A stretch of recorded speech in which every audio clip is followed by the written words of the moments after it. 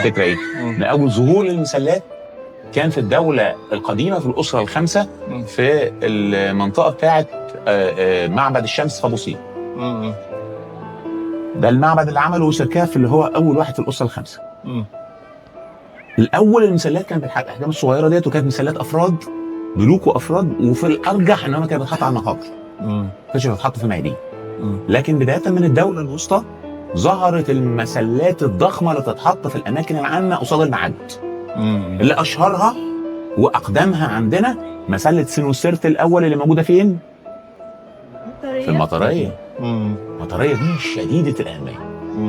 المطريه دي هي اقدم جامعه معروفه في تاريخ البشريه، الجامعه اللي رفضت الخواف في المطريه دي.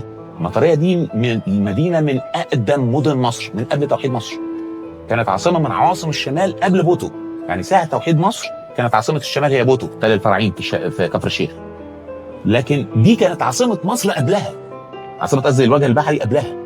شديده الاهميه وشديده القيمه. اون يعني العمود. هل ما فيش اي اقسام باقيه لجامعه